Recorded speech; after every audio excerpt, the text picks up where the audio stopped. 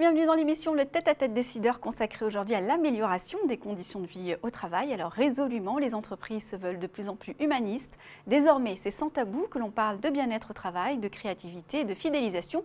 Mais qu'en est-il des engagements derrière les promesses? En cas de blocage, des acteurs de la prévention proposent audit, expertise terrain et solutions personnalisées.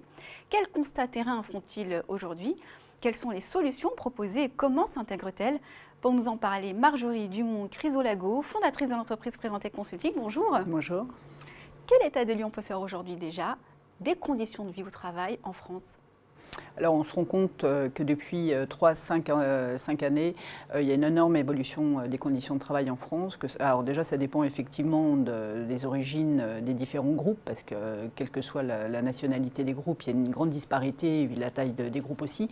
Mais que ce soit les lieux de travail, le matériel ou tout ce qui est annexe, type télétravail, tiers-lieux comme le coworking ou autre, ça a pris effectivement une ampleur très importante aujourd'hui, ce qui n'était pas le cas encore il y a 5 ans. Alors, vous présentez, vous, les risques ou les préventions liées au travail sous 4 grands volets. Alors déjà, quels sont-ils et quelle disparité entre ces volets? Alors, les 4 départements, les 4 pôles d'expertise que nous avons, c'est la sécurité au travail, l'ergonomie, le bien-être et les risques psychosociaux.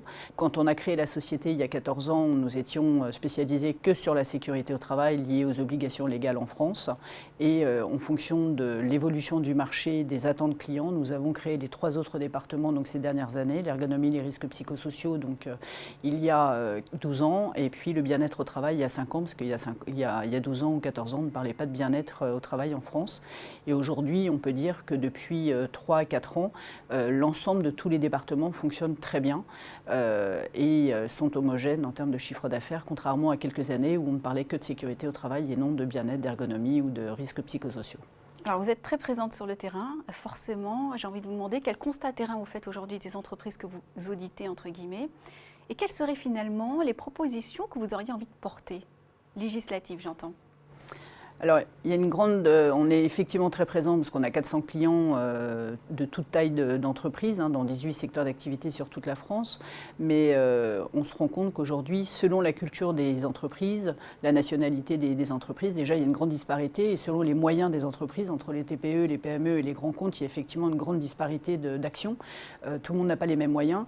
Et là, il n'y a pas une prise de conscience non plus dans tous les secteurs d'activité. Il y a des domaines comme les nouvelles technologies, le tertiaire, les entrepôts, les usines, où tout naturellement les conditions de travail sont effectivement très importantes. Dans d'autres secteurs d'activité où effectivement elles sont beaucoup moins importantes. On peut aussi constater que les entreprises américaines, norvégiennes, suédoises, australiennes ou autres sont énormément développées sur tout ce qui est conditions de travail. En revanche, il y a encore beaucoup d'autres sociétés et nationalités effectivement qui sont beaucoup plus à la traîne, qui font beaucoup moins de choses et on est obligé de les convaincre au quotidien du bienfait effectivement des actions. Alors, porter des projets, pas forcément, parce qu'il y a déjà énormément d'obligations légales en France pour pousser les entreprises à faire. Ce qu'il faudrait, c'est effectivement déjà qu'il y ait plus de contrôle dans les entreprises, parce qu'aujourd'hui, il y a de moins en moins d'inspecteurs du travail. Et donc, quand il y a des contrôles, les gens sont obligés de faire. Donc, ça nous aiderait, nous, en tant que cabinet, effectivement, que les chefs d'entreprise se rendent compte de l'importance de ces différents éléments. Et puis, d'autre part, de pouvoir mettre en avant aussi le retour sur investissement de toutes ces actions, parce que parfois, on est obligé de convaincre les chefs d'entreprise, les DRH ou les directeurs généraux dans les entreprises. Et si on mettait plus en avant donc le retour sur investissement de toutes les actions qui sont mises en place, je pense qu'il y aurait une meilleure prise de conscience. Donc ce que vous dites, c'est que les lois existent, mais il faut pousser à les appliquer. Tout à fait. Alors vous êtes aujourd'hui la fondatrice d'une entreprise qui s'appelle Préventec Consulting. Quelle est finalement sa spécificité aujourd'hui sur le marché? Alors, nous, on est donc spécialisé dans l'amélioration des conditions de travail à travers les 4 pôles dont j'ai parlé préalablement. Ce qui nous démarque des autres entreprises, c'est le fait qu'on travaille au niveau national déjà, qu'on soit pluridisciplinaire. Et le fait d'être pluridisciplinaire, parfois les gens se disent, bon, ce sont des généralistes.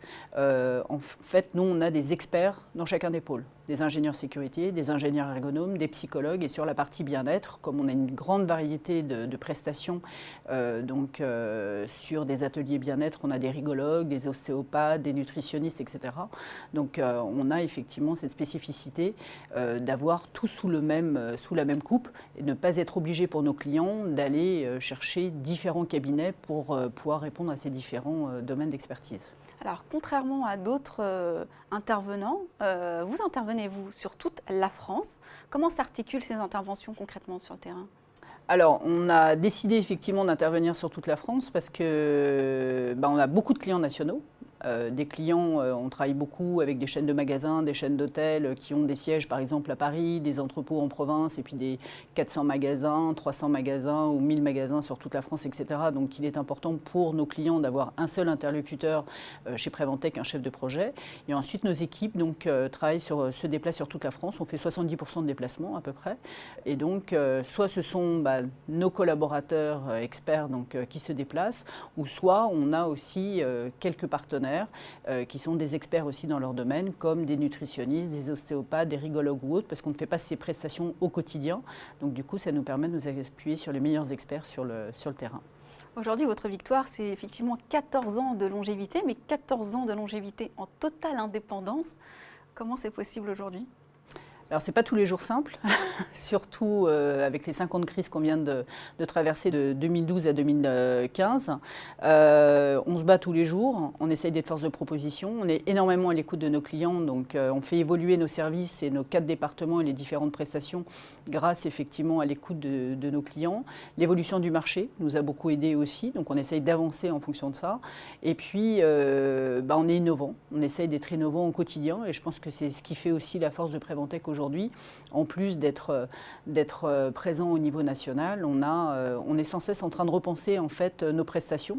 Donc on fait ce que tout le monde fait au quotidien, mais on essaye d'avoir dans le montage de nos prestations, d'avoir un petit peu de créativité, d'originalité pour pouvoir toucher tous les acteurs. Donc ça peut être intégrer de la bande dessinée, intégrer du théâtre, intégrer des choses qu'auxquelles parfois nos partenaires ou nos confrères ne pensent pas. Et donc on repense au quotidien toutes ces prestations pour être toujours en haut de l'affiche. Et vos projets et perspectives d'avenir ? Alors les perspectives, après la crise, c'est effectivement de consolider tout ce qu'on a construit depuis 14 ans, ce qui n'a pas toujours été simple. Donc c'est consolider, continuer à être créatif et essayer de se différencier toujours par rapport à ça. Donc c'est une remise en question quotidienne, donc c'est fatigant, ça demande beaucoup de travail. Et puis de continuer effectivement nos expertises sur ces 4 départements et peut-être d'autres demain en fonction de l'évolution du marché. On vous le souhaite, on suivra ça de très près. Merci infiniment pour votre intervention. Merci. Merci à vous de nous avoir suivis. On se retrouve bientôt pour un prochain numéro, le tête-à-tête décideur sur bfmbusiness.com.